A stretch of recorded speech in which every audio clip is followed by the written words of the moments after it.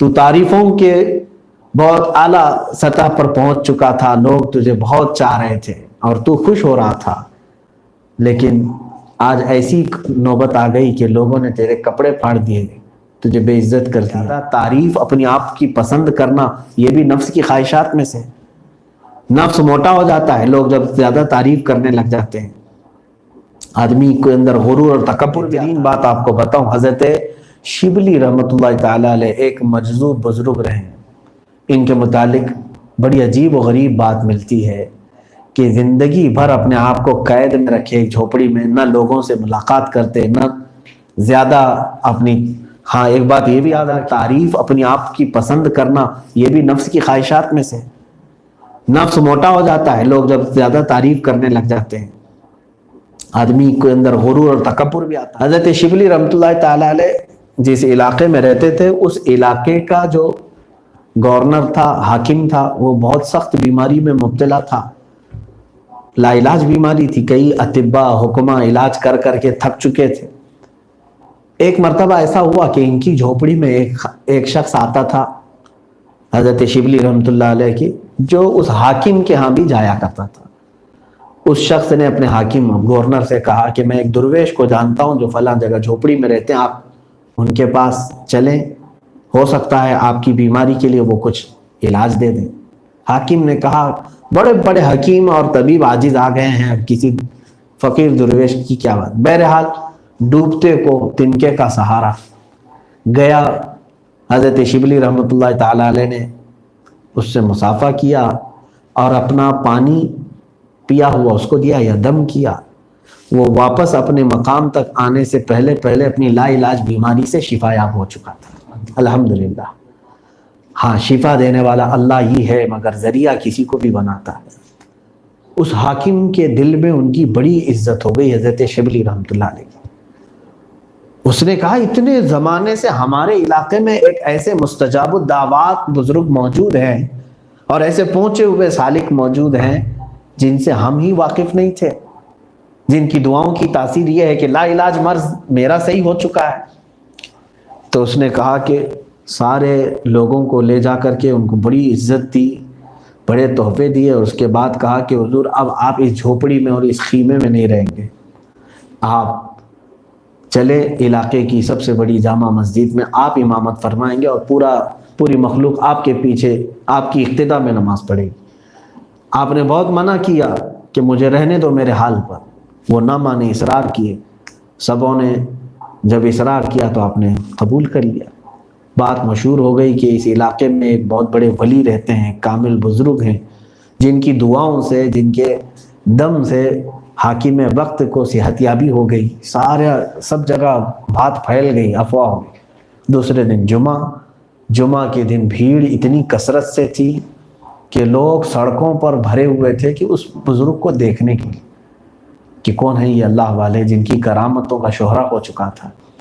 حضرت شبلی رحمۃ اللہ تعالیٰ علیہ جو زندگی بھر اپنے نفس سے مقابلہ کرتے رہے، کبھی شہرت کو پسند نہیں کیا، کبھی اپنی تعریفوں کو نہیں پسند کیا، تو آج آپ کو ایسا لگنے لگا کہ لوگ آج مجھے ہاتھوں پہ اٹھا لیں گے، سروں پہ بٹھا لیں گے، پلکیں بچھا دیں گے۔ یہ سب ہوتا ہی ہے دنیا کے ساتھ۔ حضرت شبلی رحمۃ اللہ تعالیٰ علیہ نے ایک ایسا کام کیا جو بظاہر ہمیں دیکھنے میں بہت برا لگتا ہے، بہت برا لگتا ہے۔ میں یہ نہیں کہوں گا کہ شرعی اعتبار سے یہ کام کیسے ہیں، کیا ہیں، اس پر کچھ لوگ بات کریں تو ان کی مرضی، لیکن اولیاء وقت ظاہر سی بات ہے وہ اس جہاد میں مصروف ہیں نفس کے۔ شہر کی ایک طوائف تھی، بدنام زمانہ عورت، اس کو آپ نے کچھ پیسے دیے اور ایک لکڑی دی، کہا کہ کل جب میں جمعہ میں جا رہا ہوں تو آ کر کے تم مجھے لکڑی دے دینا، اور یہ کہنا کل رات تم میرے گھر یہ بھول آئے تھے یا یہ مجھے دے چکے تھے، واپس لینا۔ اس خاتون نے کہا ٹھیک ہے۔ حضرت شبلی رحمۃ اللہ علیہ جامع مسجد تک پہنچ رہے تھے، بھیڑ اتنی تھی کہ لوگ جھوک در جھوک آپ سے مصافحے کے لیے ٹوٹ رہے تھے۔ وہ عورت تیز آواز سے پکارتی ہے، کہا کہ فلاں سنو، کل رات تم یہ لکڑی میرے ہاں چھوڑ آئے تھے، یہ لے لو، واپس تمہاری ہے۔ اور علاقے کے لوگ اس طوائف کو جانتے تھے، بدنام زمانہ تھی. سبوں نے کہا کہ شبلی کا اس عورت کے گھر کیا کام رہا ہوگا.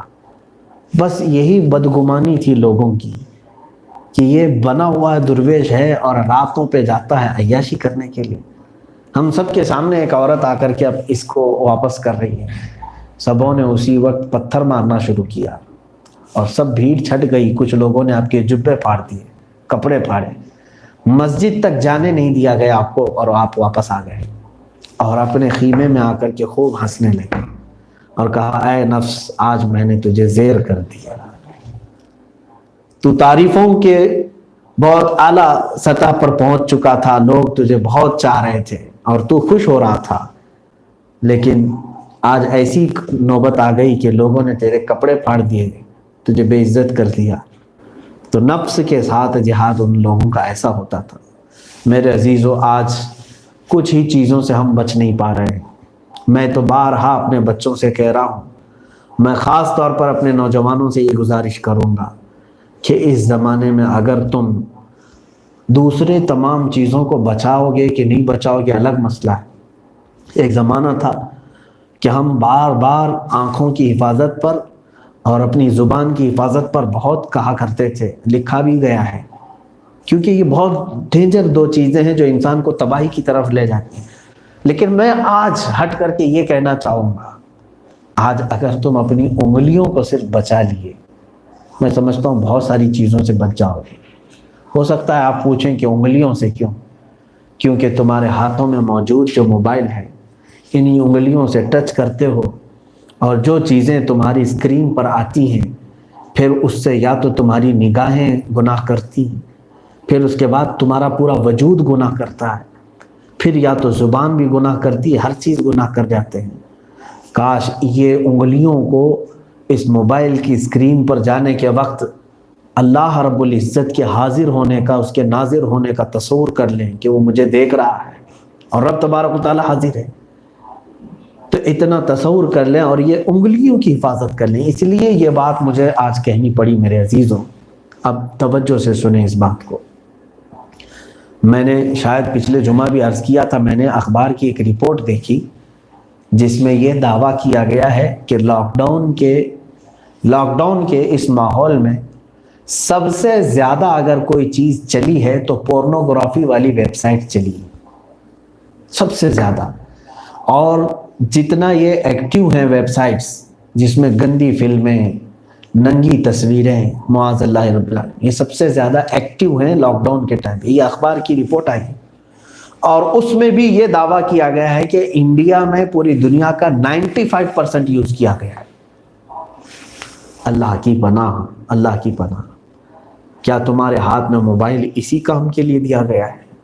اسی کام کے لیے. میں سمجھتا ہوں کہ پچھلے زمانے میں جو لوگ تصور بھی نہیں کرتے تھے وہ لوگ آج موبائل میں اپنے گناہوں میں مصروف ہیں. مجھے یہ بار بار کیوں کہنا پڑتا ہے؟ میں نے دیکھا ہے بچوں کی زندگیوں کو تباہ ہوتے ہوئے, نوجوانوں کو برباد ہوتے ہوئے میں نے دیکھا ہے. اچھے خاصے صحت مند بچے, نوجوان بچے چند دنوں کے بعد دیکھنے پہ ایسے ہلاکت و بربادی کی طرف گئے ہوئے ہیں. اللہ کی پناہ. تم اپنا دین بھی برباد کر رہے ہو, ایمان بھی, اور اپنی صحت بھی برباد کر رہے ہو.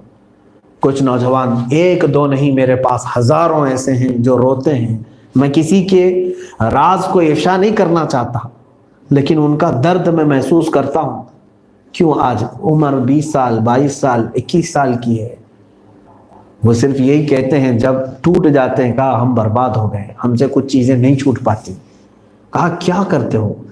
تمہارے لیے آج اتنا آسان نہیں ہے کہ تم فوراً جا کر کے زنا کر لو. کہا زنا سے بھی بدترین چیز ہو جاتی ہے, معاذ اللہ. عزیزان گرامی, یہ ایسی چیز ہمارے ساتھ آج موجود ہے. میں سمجھتا ہوں یہ ایٹم بم ہے جو تمہارے تمام اخلاقیات کو تباہ کر دیتی ہے چند ہی منٹوں میں. ان نوجوانوں کو بھی میں نے دیکھا جو الحمدللہ نماز کے پابند رہے اور دینی کاموں کے معاملات میں بھی وہ سرگرم ہیں, لیکن پھر بھی اپنے آپ کو ان تمام چیزوں سے بچا نہیں پا رہے ہیں.